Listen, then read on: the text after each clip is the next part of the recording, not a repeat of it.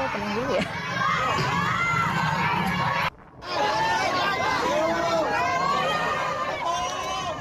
Pemirsa, ada ratusan warga mengamuk dan meminta dua terduga pelaku untuk segera ditangkap dan diproses hukum.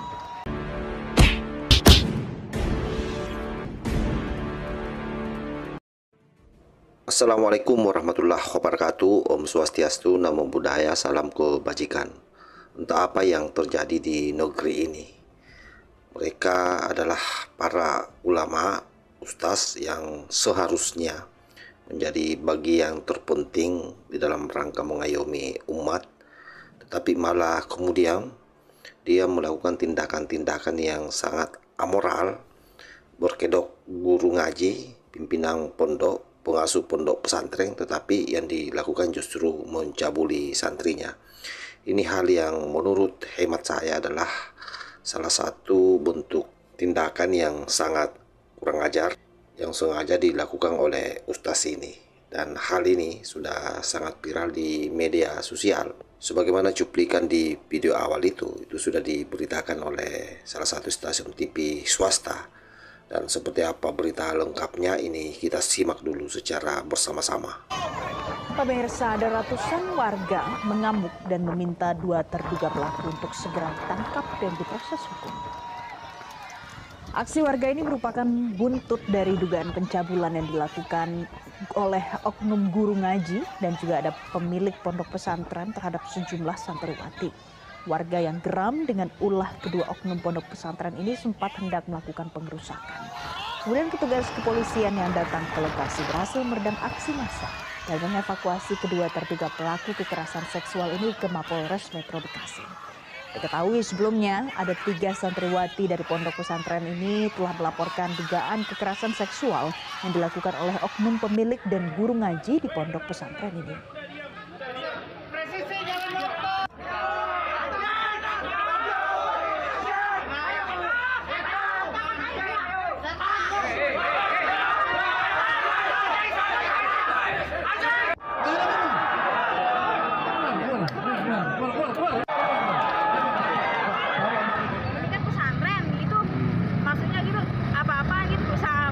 Pengasuh pesantren bisa kayak gitu sama muridnya gitu. Nggak nyangka lah, orangnya juga alim banget. Sampai warganya juga nggak nyangka. Tapi keseharian yang punya ponpes teteh tahu seperti apa teh? Tahu, saya juga pernah ngaji di sini. Ngaji ada ibu-ibu gitu, sopan orangnya. Nah, kesehariannya dia itu seperti apa teh si pelaku itu? Biasa alim gitu, pendiam, anak bahkan yang tersangkanya aja alim yang anak itu. Tapi sebelumnya teteh pernah ngeliat kegiatan-kegiatan yang janggal nggak di sini? Ya nggak, soalnya tertutup. Oh, tertutup. Iya, tertutup. Warga aja nggak bisa lihat ke dalam. Tertutup. Teteh sendiri korban dari itu? Oh ya, ponakan saya korbannya. Kedua pelaku sudah kita amankan. Kemudian akan dilakukan penyidikan lebih lanjut, pendalaman. Boleh tahu dan itu korbannya sendiri ada berapa sih dan? Korbannya sudah melakukan ada 3. Nanti akan kita lakukan penyidikan lagi. Apakah masih ada korban? Dan terduga pelaku ini pemilik ponpes atau seperti apa? Nanti dalam masih. Kejadian ini persisnya terjadi di Bekasi, sahabat, dan ini juga sudah banyak media online yang memuat kasus ini. Sebagaimana yang diberitakan di Radar Solo, viral video ponpes di Bekasi digeruduk warga, ada ustaz cabul lakukan pelecehan terhadap 6 santriwati. Kalau dalam video yang kita tayangkan tadi itu sudah ada 3 yang melapor sebagaimana yang disampaikan oleh Bapak Polisi. Radarsolo.com, viral video yang menggambarkan sejumlah warga menggeruduk pondok pesantren di Ponpes Karangbahagia Bekasi lantaran dugaan pencabulan oleh sang ustaz. Dugaan tindakan asusila itu dilakukan ustaz di ponpes tersebut kepada sejumlah santriwati. Coba bayangkan ini, betapa biadabnya mereka berkedok guru ngaji. Tetapi apa yang dilakukan adalah sebuah tindakan yang saya kira tidak akan pernah bisa dibenarkan oleh agama apapun. Informasi yang beredar, ada 6 santri yang menjadi korban pencabulan ustaz tersebut. Nah, itu informasi yang beredar. Kalau dalam video yang kita tayangkan sebelumnya, sudah 3 yang melapor. Dalam video yang jadi viral, tampak sejumlah warga yang menggeruduk dan berkumpul di Ponpes. Warga meluapkan amarah mereka atas tindakan cabul sang ustaz dengan berteriak-teriak.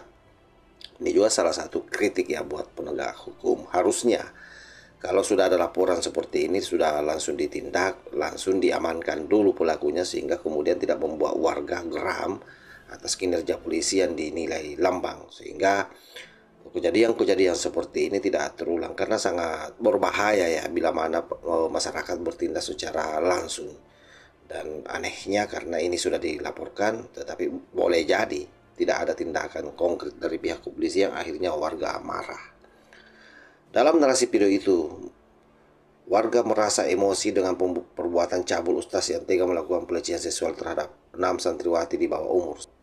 Sementara itu, Kasat Reskrim Polres Metro Bekasi, Kompol Sangura Wiratama, membenarkan soal dugaan pelecehan seksual ustaz di Ponpes Karangbahagia itu. Terhadap menurut dia, anggota tengah melakukan penangkapan terhadap terduga pelaku. Anggota sudah di lokasi untuk proses penangkapan.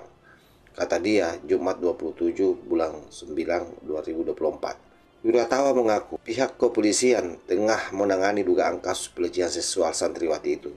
Namun pihaknya belum bisa memberikan keterangan lebih lanjut atas kasus tersebut. Ya, seperti itu berita yang dirilis di Radar Solo, sahabat.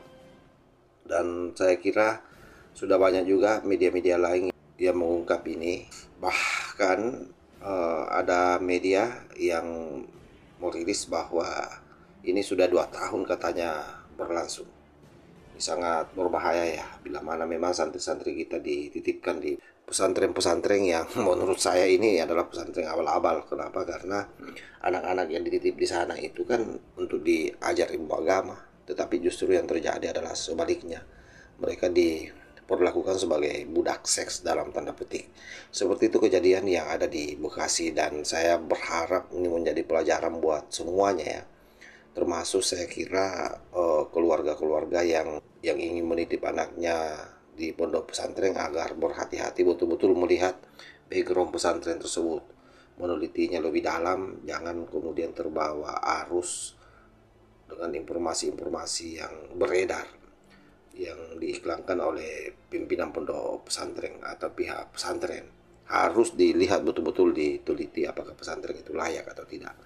Saya kira demikian sahabat ya, mudah-mudahan ini ada hikmahnya. Wallahul muwaffiq ila aqwamit thoriq. Wassalamualaikum warahmatullahi wabarakatuh.